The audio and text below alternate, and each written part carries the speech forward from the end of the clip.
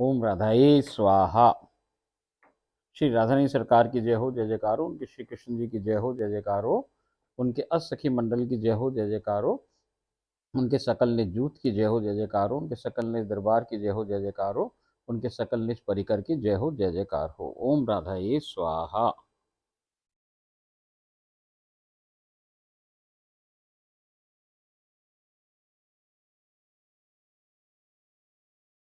ओम राधाई स्वाहा।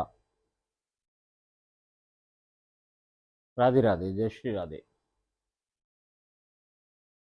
कल अपन अति उत्तम लीलाओं के अंदर प्रवेश कराए गए साहब। अब देखो वहाँ तो छेड़खानियाँ चल रही थी राधा जी और कृष्ण जी में। नोक झोंक चले भाई।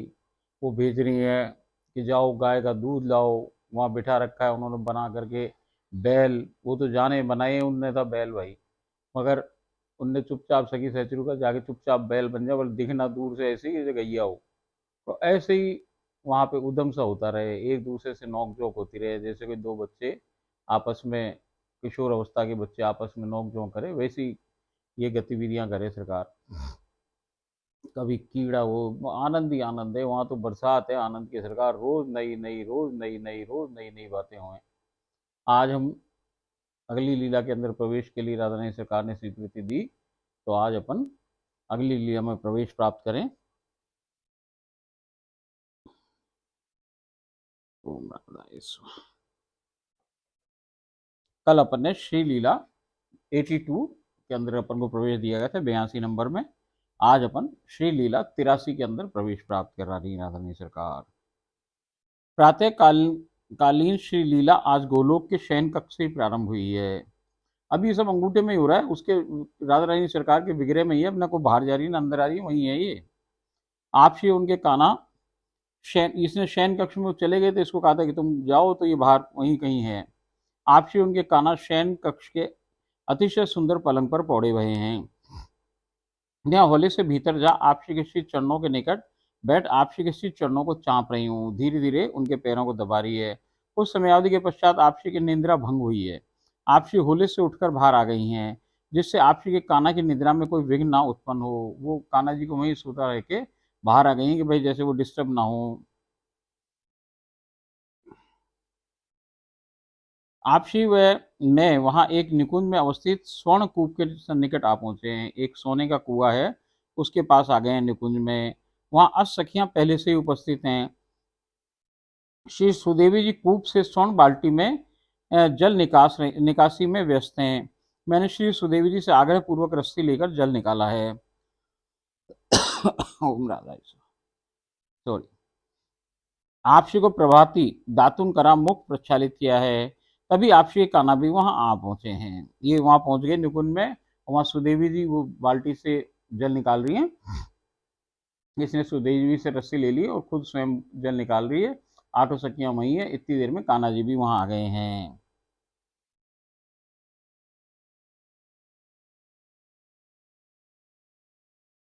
अब ये इसने इनको प्रभाती भी करा दी है, मुंह भी धुला दिया है, सब कुछ करा दिया है। कान्हा जी वहां आ गए हैं। अब हम ऐसे बगीचे में आ पहुंचे हैं जो कि लाखों रंग बिरंगे फूलों के पौधों से परिपूर्ण रूपेण आच्छादित है। अब ये ऐसी जगह आ गए सरकार, तो बगीचा है जहाँ पे मैं बताई कि रंग भाई, रंगों के नाम न जाने, क्योंकि यहाँ केवल 7 प्रकार के रंग हुए सरकार। उस सातों से बने रंग हैं। वहाँ तो 70,000 तो ओरिजिनल रंग है, और उनसे जाने कितने करोड़ों बन जाए सरकार। तो वहाँ के रंगों का नाम ही ना है। तो भैया वहाँ ऐसे अजब गजब फूलों के, भाई वहाँ बाग के बाग लगे पड़े हैं, बाग के बाग ही हैं।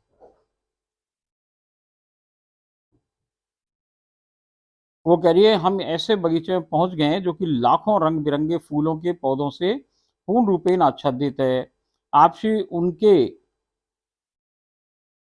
वो करिए आपसी उनके काना व मैं विभिन्न रंगों के चुनिंदा पुष्पों को चुनकर डालियों में एक डलिया में एकत्रित कर रहे हैं। अब उन जो बढ़िया से बढ़िया खूबसूरत फूल हैं, उनमें से भी ये छांट छांट करके अपनी डाली में फूलों को ले रहे हैं। कौन कौन ले रहा है? खुद स्वयं राधा रानी सरकार ले रही हैं, उनके काना ले रहे हैं, और ये ले रही है। आपसी के काना ने वहीं सुकोमल दुर्वा पर विराजमान हो एक अद्भुत दिव्य व अनूठा पुष्पहार बनाया है। अभी पीछे मोतियों का हार किसने बनाया? कान्हा जी ने बनाया सरकार राधा रानी के लिए। आज राधा रानी सरकार फूलों का हार बना रही हैं। आप श्री के काना ने वहीं सुकोमल दुर्वा पर विराजमान। अच्छा, कान्हा जी बना रहे हैं। आप श्री उनके कान्हावे में विभिन्न रंगों के चुनिंदा पुष्पों को चुनकर डलियों में एकत्रित कर रहे हैं। आप श्री के कान्हा ने वहीं सुकोमल दुर्वा पर विराजमान हो एक अद्भुत दिव्य और अनूठा पुष्पहार बनाया है। आज भी कान्हा जी ने ही बनाया है। अचानक आप श्री व उनके कान्हा मुझे उन फूलों के पौधों के ऊपर पुष्पों पर विराजित दृष्टिगोचर हो रहे हैं। इसने देखा सरकार कि जैसे ये हार वार बना लिया कान्हा जी ने, इसने देखा कि वो तो फूलों के ऊपर जो पेड़ है वो 3-3, 4-4, 5-5 फीट के तो पेड़ है, उनके ऊपर फूल लगे हैं, उन फूलों के ऊपर विराजित हैं दोनों युगल। अनुपम युगल वहां बैठा हुआ है। आपसी के कान्हा ने आपसी को वो अतिशय सुंदर फूलों का गलहार धारण करवाया है। कान्हा जी ने उनको धारण करवाया है। आपसी ने वही हार आपसी के कान्हा को भी पहना दिया है। अब देखो सरकार, वो हार कान्हा जी ने उनको राधा रानी सरकार को पहनाया, राधा रानी सरकार ने वही हार उतार के कान्हा जी को पहना दिया है, और दोनों ने फिर वो हार दोनों स्वयं ने पहन लिया है। हमें ये बता रहे हैं कि भाई हम दो ना, हम एक ही हैं। ये गीता बावरी को, मुझको और आप सबको बता रहे हैं, जीवों को बता रहे हैं कि राधा कृष्ण कोई दो चीज ना भैया, एक ही है। तो या तो राधा के डाल लो तो कृष्ण के डल गया, कृष्ण के डाला तो राधा को डल गया, और इन दोनों में से किसी के डाला तो समझो दोनों के डल गया, और दोनों एक में एक ही हैं। इसलिए एक ही हार दोनों ने अपने गले में डाल लिया है।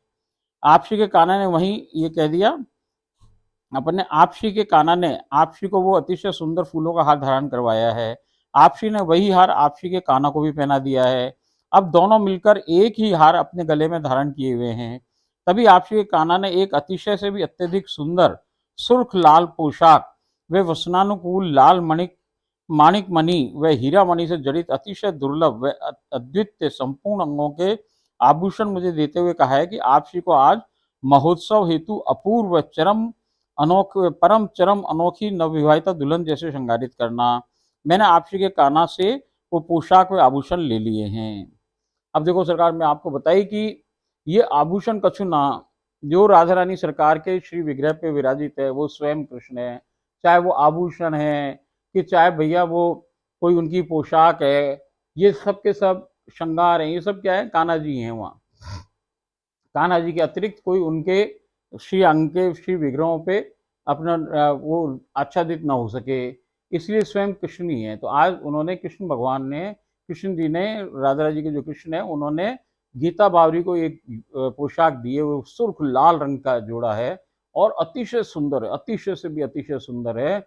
और आभूषण भी दिए हैं, तो वो जो माणक हो, एक लाल रंग का जो माणक, उसकी पूरे आभूषण है, और उसमें हीरे भी जुड़े हुए हैं, और हर अंग के लिए है, ऊपर से लेकर नीचे तक सारे अंगों के लिए आभूषण है। और गीता बावरी से कहा है भाई आज अपने यहाँ गोलोक में एक महोत्सव है, उसके लिए इनको आज परम चरम सुंदर से सुंदर तैयार करो, और बिल्कुल नई जैसे शादीशुदा दुल्हन हो ना, नई विवाहिता जैसे इनको श्रृंगारित करो। ऐसा करके फिर गीता ने वो पोशाक उनसे ले ली है।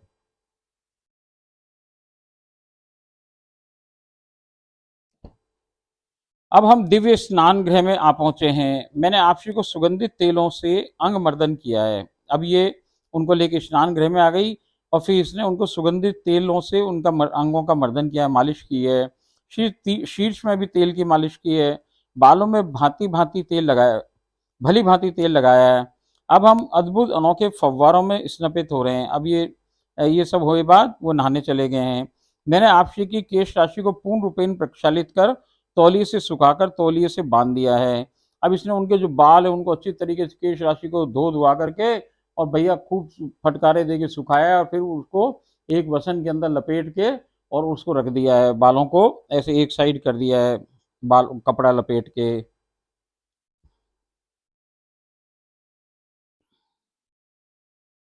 मैंने तुरंत वसन बदल लिए हैं, और इसने भी अपने कपड़े बदल लिए हैं। आपसी को एक वसन में लपेट कर मैं उन्हें श्रृंगार गृह में ले आई हूँ। आपसी को मैंने उनके कान्हा जी द्वारा प्रदत्त अद्भुत लाल पोशाक व अमूल्य परम चरम सुंदर माणिक व हीरा मणि से जड़ित आभूषणों से अलंकृत किया है। आपसी के श्री ललाट के मध्य एक लाल बिंदिया लगाई है, जो कि कुछ छोटी सफेद बिंदियों से गोलाकार आकृति में घिरी हुई है। कजरारे नयन, काजल, नयन मस्कारा, नेत्र रेखा मतलब आई लाइनर व वसनानुकूल आंख आंख छाया यानी आई शेडो से अद्भुत रंचित है। मेहंदी, महावर, मांग, ढिढोना और चित्रांकन सुंदरता में चार चांद लगा रहा है। श्री केश राशि एक धम्मिल, एक जूड़ा बनाया है जिस पर लाल गुलाब व मोगरे का श्रृंगार परम से भी परम अद्भुत सुंदर लग रहा है। उसके वो जूड़े के ऊपर उन्होंने लाल गुलाब और मोगरे की गजरों से सजाया है उसको।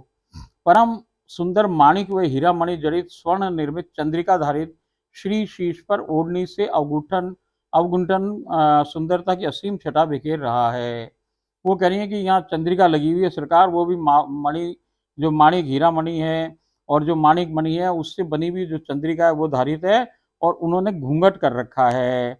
तो जैसे वो नई विवाहिता करें कैसे छोटे से घूंघट उनने भी कर रखा है। आप श्री के श्री चरणों से लेकर श्री शीश तक हर अंग परम अनोखे व दुर्लभतम आभूषणों से सुंदर अद्भुत सुसज्जित है। दुल्हन सी परम अनोखी व चरम अनूठी सजी संवरी श्री जी के रूप माधुर्य, सौंदर्य व लावण्य का वर्णन परम से भी परम दुर्लभ कार्य है। मैं आप श्री के श्रृंगारित अपूर्व व अद्वितीय रूप, माधुरी व लावण्य में पूर्ण रूपेण डूबकर बौराई जा रही हूँ। मैंने आप श्री से कहा कि मेरा चित्त कर रहा है कि मैं आप श्री को शक्तिपूर्वक आलिंगनबद्ध कर लूं, जिससे मैं आप श्री में ही संपूर्ण समा जाऊं। आप श्री ने अपनी दोनों श्री बाहें खोल दी हैं और मुझे आलिंगन हेतु बुला रही हैं। तब आप श्री ने मुझे इस प्रकार आलिंगनबद्ध किया है जैसे हमारे श्री धाम बरसाना के प्रवास के दौरान श्री चंपक लता जी के मंदिर ग्राम करेला में श्री जी ने जिस नन्ही सी बालिका का रूप धर रखा है, हमारे बुलाने पर वो दौड़कर अपनी भुजाओं को खोल दौड़कर हमसे आलिंगनबद्ध हो घंटों हमारी गोद में अतिशय प्रेम पूर्वक बैठी रही है। यहाँ स्थिति विपरीत है। यहाँ मैं दौड़कर आपसे शक्ति पूर्वक आलिंगनबद्ध हुई हूँ। कुछ समयावधि के पश्चात आपसी ने पीछे हट पूछा, अब ठीक अनुभव कर रही हो? मैंने हाँ में सर हिलाकर सहमति प्रकट की है। परंतु आपसी ने मुझे पुनः अपनी ओर खींचकर अतिशय शक्तिपूर्वक आलिंगनबद्ध कर मेरे शरीर पर अत्यधिक दबाव डाल रही हैं, जिसके फलस्वरूप मेरे उर्व चित्त को परम से भी परम शांति का अनुभव प्राप्त हो रहा है। जैसे परम अशांत व विचलित सिंधु की उफनती लहरें एक झटके में ठहर जाएं, स्तंभित हो जाएं। मैं परम से भी परम शांति प्राप्त कर आप श्री के श्री चरणों के सन्निकट बैठ श्री चरणों को चाँप रही हूं। अब देखो सरकार, उनको अद्भुत अद्भुत तरीके से आज सुंदराति सुंदर तैयार किया। जैसे दुल्हन हुए ना, सारो तो आभूषण, सारा श्रृंगार एक से एक बढ़िया। देखो भाई, जब चाहे लड़की कैसी भी हो और जब वो शादी करे तो भाई उसको भैया बढ़िया से बढ़िया वहां भेजे, ब्यूटी पार्लर तैयार करवाएं। और हमारी तो श्री जी भैया सारो रूप ही उनसे ही है, उनसे ज्यादा सुंदर कौन हो सके सरकार। सुंदरता को नाम ही वहीं से स्टार्ट हुए, उनसे ज्यादा सुंदर कोई चीज है ना। ये 3 लोग 14 भुवन अखिल ब्रह्मांड में यदि कोई सुंदर है, कोई रूपवान है तो वो राधा रानी सरकार है। बाकी सब तो नीचे की बातें हैं, उनका कोई सानी नहीं, वो अद्वितीय हैं, वैसे कोई ना, वो दिव्य हैं बिल्कुल। तो सरकार आज ऐसी तैयार हुई कि भाई ये गीता बावरी बावली हो गई उनको देख करके। और ये कह रही है कि मेरो अब चित्त ऐसा कर रहा हूँ मैं आपसे जाकर लिपट जाऊं, इतनी जोर से इसको अच्छी लग रही उनको। तो उनको देख देख के इसके आंसू निकल रहा है, ऐसा लग रहा है कि मैं इनके पास चिपट जाऊं, ये सुंदरता मेरे, मैं इस सुंदरता में समा जाऊं। तो सरकार उसने आज्ञा ली कि भाई मैं आपके आगे चिपक जाऊं क्या? तो उन्होंने हाँ में सर हिला दिया और अपनी दोनों भाएं खोल ली। वो तो भाएं खोल के खड़ी सरकार। मैं आपको सच बताऊं राधा रानी सरकार अपन सब के लिए, सारे जीवों के लिए बाहें खोल के खड़ी है कि आओ मुझसे लिपट जाओ, मुझसे लिपटो। अरे भैया, वो बेचारी इतनी उदार, वो कृपामयी, वो दयामयी, अरे भैया उससे वो करुणामयी। वो तो चाहे कि पूरी ये दुनिया जो उलझ गई है इस माया से निकल जाए और सब समझ जाए मानव कि भैया सब वहीं से निकले और वहीं पहुंचना है। मगर वो तो कोई समझे ना सरकार, वो तो हाथ खोले खड़ी है कि आओ चिपटो, मेरे से चिपटो। मगर ये जीव का दुर्भाग्य है, ये माया से ग्रसित हो गया बेचारा, ये करे क्या? इसके पास बुद्धि काम ना कर रही इसकी, इसको माया ने बुद्धि को हर लिया है और ये माया में बो रहा है। ये भूल गया कि मैं कौन से देश से आया हूँ, मैं कहाँ आया हूँ। ये केवल खेल में आ गया बेचारा और यहाँ के भटक गया है। अब इसको समझ नहीं आ रहा कि रास्ता क्या है। और वो सामने खड़ी है, आपको हाथ खोल के खड़ी है कि आओ आओ मेरे से आके चिपट जाओ सरकार, तुम्हारा ये जीवन मरण का ये झंझट खत्म करो यार, अब तो आ जाओ, अब तो आ जाओ, तुमने करोड़ों जन्म बर्बाद कर लिए भाई, अब तो आओ, अब तो आके लिपट जाओ, मैं आपसे दरखास्त करूं उनकी नौकरानी भैया, मैं आपके हाथ पैर छू के दरखास्त करूं कि आप भी आ जाओ, अपने संग वालों को ले आओ, देखो फिर समय हाथ से निकल जाएगा, ये बहुत ही खराब समय आने वाला है, जो बच गया सब बच गया, वरना भैया सब चले जाने हैं, इसलिए भैया अभी भी समय है, मैं आपको हाथ जोड़ के पैर छू के कहूँ कि आ जाओ, हमारी हमारी महारानी सरकार सबके लिए हाथ खोल के खड़ी सरकार, जल्दी से जल्दी, जल्दी से जल्दी, आज नहीं अभी के अभी आ जाओ, तभी पार पड़ेगी, नहीं तो फिर नहीं पड़ेगी, फिर तो भैया फिर पछताए होत गया जब चिड़िया चुग गई खेत। तो हमारी गीता बावरी के लिए वो हाथ खोल के खड़ी है, और हमारे लिए खोल के खड़ी है, और आपके लिए खोल के खड़ी है सरकार। और गीता बावरी को याद आ रहा है कि देखो वो एक, वहां हम जब ये जो आई थी बरसाना, तो हम चंपक लता जी के गए, तो वहां एक जो छोटी सी गोद की बच्ची आई जिसको हमने बुलाया, तो वो हम हमारे पास दौड़ के आई और चिपक गई हमसे, और बहुत देर तक मेरी गोद में, मेरी जो जोड़ीदार प्रियादासी है उसकी गोद में, और गीता बावरी की गोद में चिपकी बैठी रही सरकार घंटों। वो कह रही है कि उसको वो याद आ गई कि वो कैसे चिपट रही थी, मगर वहां वो दौड़ के आई थी, आज जीव को दौड़ के वहां जाना है, जीव को एक पैर ऊपर उठाना ही पड़ेगा, देखो सरकार वो तो खड़ी है, वो वहीं खड़ी रहेगी, वो वहीं खड़ी रहेगी इंतजार में कि कब तुम पैर उठाओ और कब उसकी तरफ पैर रखो सरकार। तो मैं आपसे निवेदन करूंगा भाई, अपनो एक पैर तो उठाओ, फिर वो भी दौड़ के भाग के आ जाए आपके पास सरकार,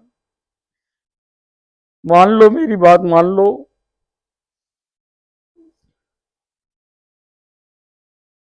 अब वो गीता बावरी भाग करके उनसे जाके आलिंगनबद्ध हो गई, और जोर से चिपटा लिया है श्री जी ने, और चिपटा के इतनी जोर से चिपटा रखा है उसको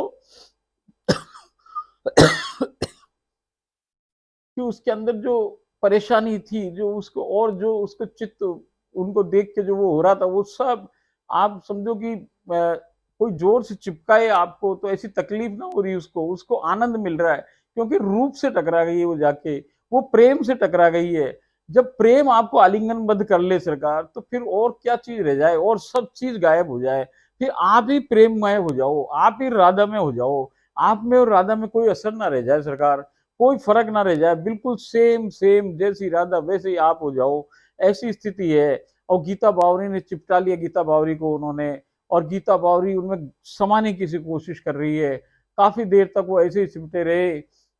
फिर राधा रानी सरकार ने कहा कि तेरा मन भर गया, अब तो तू ठीक है, तो भैया इतनी देर में वो अलग हुई जैसे ही, तो फिर राधा रानी सरकार ने उसको खींच के अपने पास चिपटा लिया, और इस बार और जोर ताकत से चिपटाया है, इतनी जोर शक्ति लगा रही है कि भाई वैसे कोई आपको इसे दाब के आलिंगनबद्ध करे भैया अपनी पसलियां ही, और ये सब चीजें हड्डियां चटक जाएं, मगर भैया वहां ऐसा कछु ना हो रहा, वहां तो और प्रेम आ रहा है, प्रेम बढ़ रहा है उसके हृदय में, उसके पूरे उर्म में, उसके चित्त में ऐसो प्रेम को बाढ़ की बाढ़ आ गई है, और वो परम आनंदित है। तो वो कह रही अब तो तेरा जी भर गया, तो कह रही हाँ अब मैं बिल्कुल संतुष्ट हूँ, अब मुझे कोई तकलीफ नहीं है, मैं तृप्त भई, मेरे छक गई मैं प्रेम को रस पी के, ऐसी अवस्था के अंदर वो वहां पे है।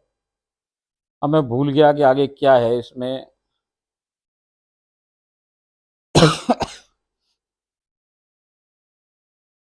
वो कह रही है कि अपनी ओर खींचकर अतिशय शक्तिपूर्वक आलिंगनबद्ध कर मेरे शरीर पर अत्यधिक दबाव डाल रही हैं, जिसके फलस्वरूप मेरे उर्व व चित्त को परम से भी परम शांति का अनुभव प्राप्त हो रहा है, जैसे परम अशांत व विचलित सिंधु, तो जैसे कह रही कोई समुद्र हुए, और वो बिल्कुल जैसे अभी तूफान आते हैं ना, ये तूफान आ रहे हैं, ऐसा तूफान हो तो लहरें कितने कितने मीटर ऊपर उठे भाई साहब, ऐसे यदि उठ रहा हो आपके अंदर, तो भाई वो जब आपको ऐसे चिपटा ले, तो वो समुद्र ठहर जाए, स्तंभित हो जाए, बिल्कुल रुक जाए, और भैया बिल्कुल ऐसा लगता है कि उफनती लहरें झटके से रुक गई हैं, सब कुछ स्तंभित हो गया है, सब कुछ शांत हो गया है, परम शांत, उससे ज्यादा शांत कछु ना हो सके, ऐसी स्थिति को प्राप्त हो गई है। मैं परम से भी परम शांति प्राप्त कर आप श्री के श्री चरणों के निकट बैठ श्री चरणों को चाप रही हूँ।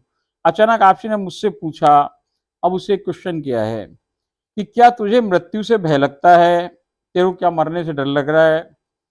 मैं ये प्रश्न सुनकर भौचंकी हो गई हूँ और मेरा मस्तिष्क शून्य अवस्था को प्राप्त हो गया है, क्योंकि 3-4 दिवस पहले ही मैंने प्रकट जागृत अवस्था में आपसी से कहा है कि मुझे मृत्यु से बहुत भय लगता है।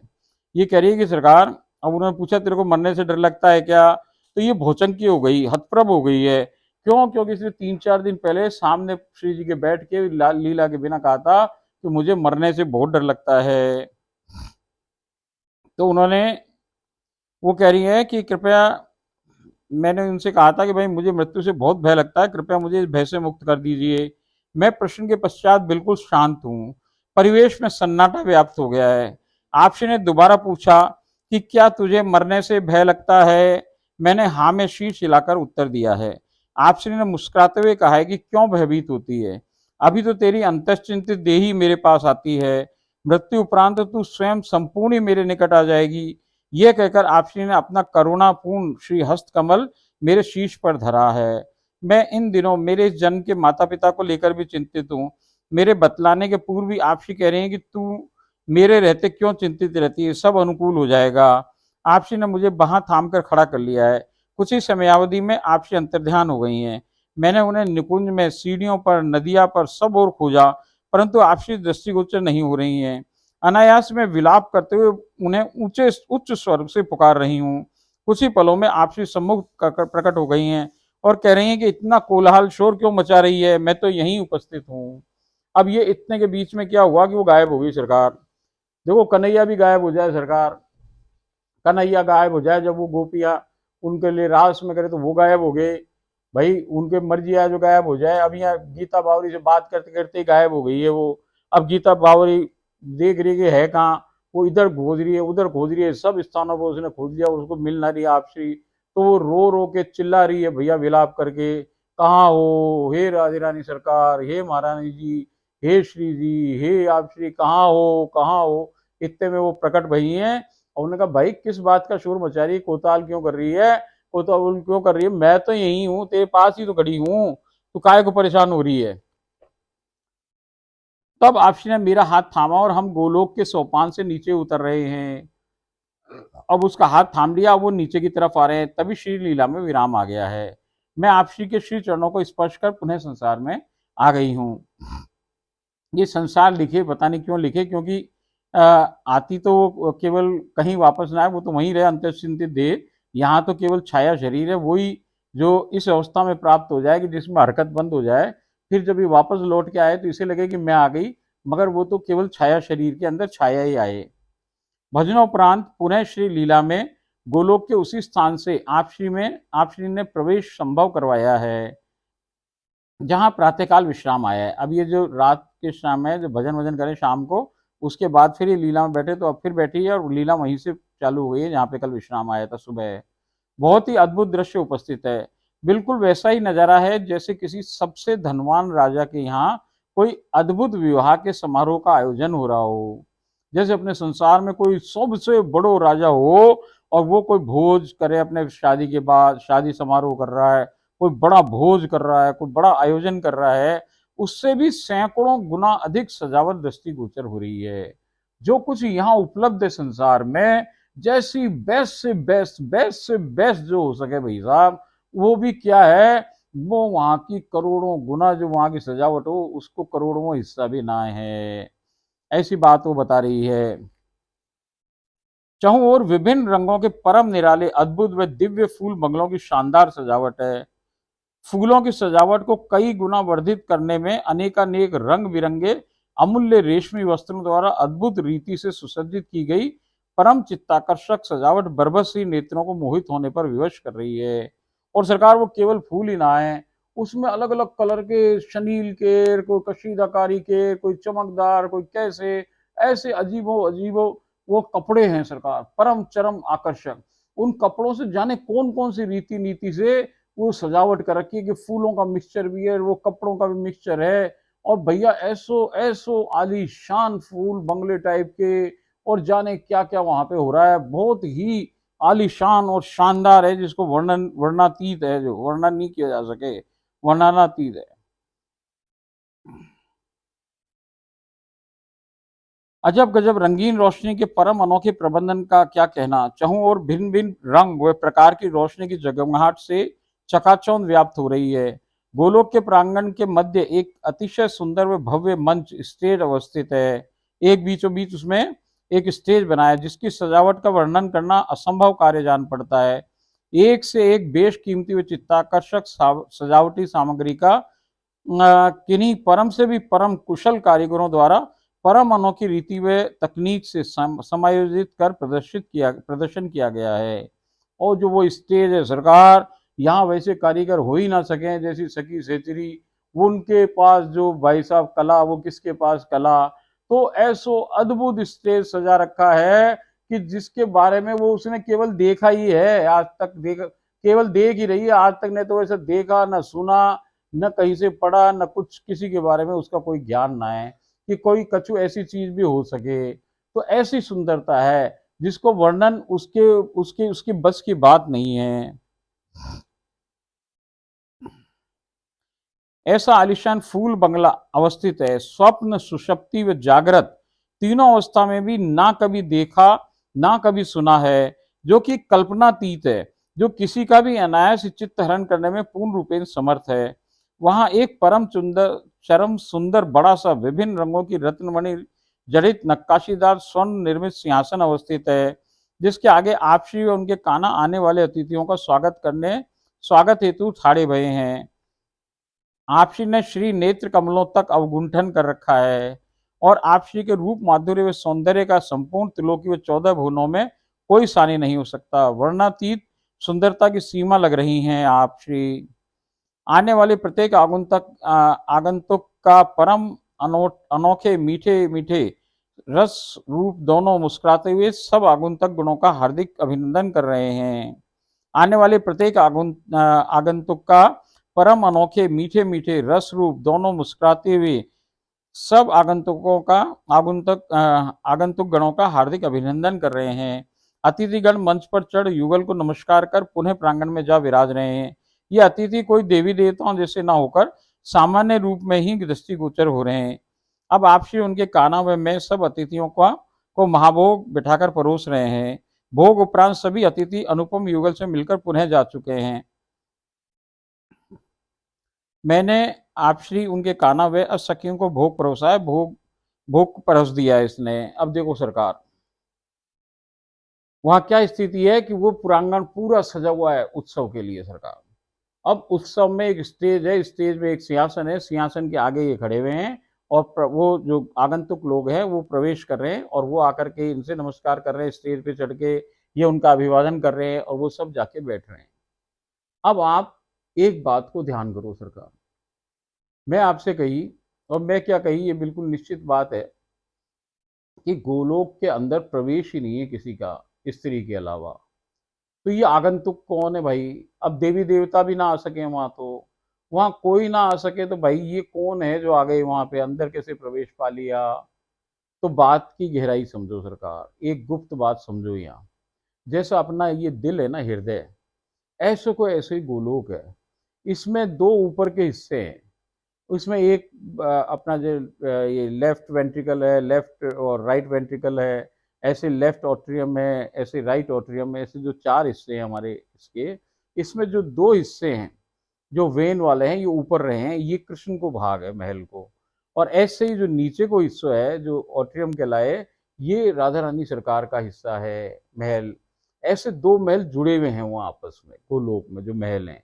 अब जो कृष्ण का हिस्सा है, उस कृष्ण के हिस्से में तो कृष्ण भगवान कभी कभी देवताओं को बुला ले, कभी अपने भक्तों को बुला ले, कभी अपने सखाओं को बुला ले, वहां प्रवेश हो सके। और वहां राधा रानी सरकार जाएं तो ऐसे जाएं कि महारानी के रूप में विराज जाएं वहां जाके, और कृष्ण से वो वार्ता करें। महारानी जी किसी से वार्ता ना करें, वहां पे कोई बात ना करें किसी से भी, वो चुपचाप बैठे उत्सव में रहें और फिर वापस आ जाएं। मगर जो ये उनको महल है, जो उनको महल है, अब ये दो हिस्से क्यों है कि इसमें एक हिस्सा तो महल है और एक अलिंद है। अलिंद मतलब वो एक निकुंज को हिस्सा है।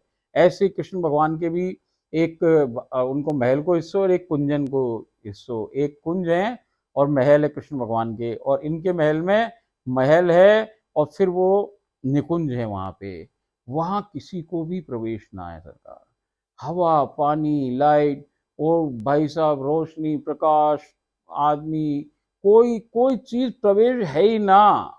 कोई भी उसमें प्रवेश ना कर सके। सखी सहचरी और उन राधा रानी और उनके कान्हा के अलावा उसमें किसी को ना, राधा रानी के परिकर ही रह सके। ऐसे ही जो कृष्ण जी के परिकर हैं वो भी वहां स्त्री बन के रहे सरकार उनके महल में। मगर जब कभी कभी आगंतुकों को बुलाएं वो किसी भी स्पेशल काम के लिए, तब ऐसी स्थिति उत्पन्न हुए कि साहब वो वहां तक आ सकें। जब भाई ऐसी स्थिति है आज कि वहां पे ये उत्सव हो रहा है। अब वो कहाँ होता है उत्सव? उत्सव जब से बाहर के लोग आए, वो उत्सव हो कान्हा जी के महल में है। तो ये कान्हा जी के महल में हो रहा है। अब वो सारे लोग आकर के बैठ गए हैं। और वहाँ टेबलें टाइप की लगी हुई हैं, वो बिठा करके सबको खाना खिलाया जा रहा है। वहाँ पे भोजन परोसगारी हो रही है। स्वयं राधा रानी सरकार खिला रही हैं, स्वयं कान्हा जी खिला रहे हैं, ये असखियाँ खिला रही हैं, और भैया गीता बावरी खिला रही है। आप और हम परोसगारी कर रहे हैं और उन मेहमानों को भोग पवाया जा रहा है। और भोग पवा करके अब उनने भोग भोग करके इनसे नमस्कार करके वो सब वापस चले गए हैं। और वो कह रही आज के जो अतिथि हैं कोई देवी देवताओं जैसे नहीं है, कोई नॉर्मल टाइप के लोग ही दिख रहे हैं। कौन है? ये सब भेद की बातें हैं। क्यों है क्या नहीं है, ये राधा रानी सरकार और कान्हा जी जाने, उनका काम। अब भैया इसने इन लोगों के लिए भोग परोसा है, मैंने आपसे उनके कान्हा व असखियों को भोग परोसा है। भोग में पनीर की सब्जी, सब सब्जियों को मिलाकर बनी भाजी, दही बड़े, पूरी व गुलाब जामुन इत्यादि बहुत सारी सामग्री है। आपसी ने स्वयं पा मुझे एक गुलाब जामुन पवाया है। सबने रुचकर भोग पाया है। भोग के उपरांत मैंने सब थालियों में से उच्छासमृत एकत्र कर जय जय गुरु माता व मेरे जन के परिवार के सदस्यों को पवा स्वयं पाया है। मैंने आपसी के हस्त कमलों को जल से शुद्ध करा शनील के तौले से प्रक्षालित कर दिया है।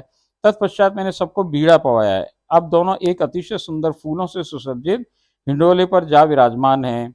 श्री अष्ट सखियों ने उन्हें चारों ओर से घेर रखा है। तत्पश्चात उन्होंने कुछ समयावधि तक नौका विहार भी किया है।